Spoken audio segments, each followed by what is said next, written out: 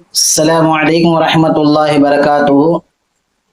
கண்ணியத்துக்குரிய அல்லாஹ்வின் நல்லடியார்களே, கண்மை நாயகம் ஸல்லல்லாஹு அலைஹி வஸல்லம் அவர்கள் கூறியிருக்கின்றார்கள், மன் ஷரிப சம்மன் ஃபகதல நஃப்ஸஹு, எவர் விஷம் குடித்து தன்னைத்தானே அழித்துக் கொள்கின்றாரோ அவர் நரகத்தில் விஷத்தை குடித்து கொண்டே இருப்பார்.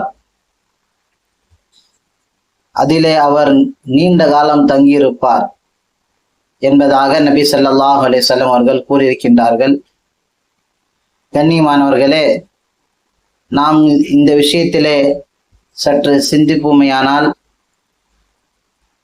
தன்னைத்தானே அழித்துக் கொள்வது, விஷத்தை குடித்து அதை போன்ற மற்ற செயல்களை செய்து எப்படியும் சரி தன்னைத்தான் அழித்துக் கொள்வது என்பது நம்முடைய இஸ்லாத்திலே அனுமதிக்கப்படாத ஒரு செயலாக இருக்கின்றது. அந்த செயலை பொதுவாக செய்யக்கூடிய காரணம் என்னன்னு சொன்னா, நம்ம என்ன நினைக்கிறோம்னா, இந்த உலகத்துடைய சிரமங்கள், சோதனைகள், பிரச்சனைகளை மிக அதிகமாக பாரமாக நினைக்கின்றோம். அது எந்த அளவுக்கு பாரமா நினைக்கிறோம் சொன்னா, என்னை விட யாருக்கும் இந்த உலகத்துல கஷ்டம் இல்லை, எல்லாரை விட எனக்கு தான் ரொம்ப அதிகமான கஷ்டம் இருக்குது என்பதாக தன்னுடைய உள்ளத்திலே நினைப்பதன் மூலமாக இப்படிப்பட்ட செயல்களை எல்லாம் பொதுவாக நடைமுறையில வந்து கொண்டிருக்கின்றது.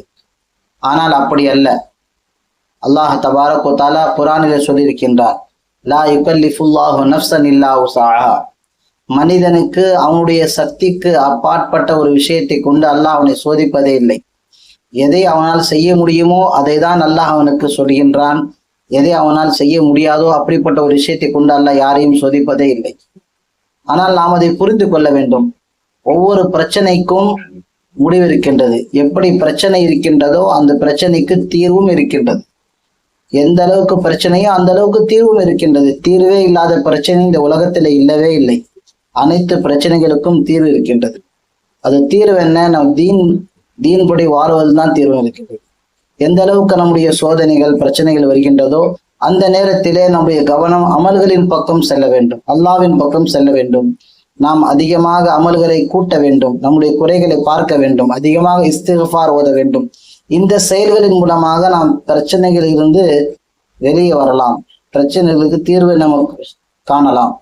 ஆகையால் தவறான முடிவுகளை எடுக்காமல் தீனின் பக்கம் சாய்ந்து தீனை விளங்கி நல்ல வாழ்க்கை அமைத்துக் கொள்ள வல்ல ரஹ்மான் நம் அனைவருக்கும் கிருபை செய்திருவானாக. சோதனை இல்லாத சிறப்பான மகிழ்ச்சியான வாழ்க்கையை தந்துருவானாக. அஸ்ஸலாமு அலைக்கும் வரஹ்மத்துல்லாஹி.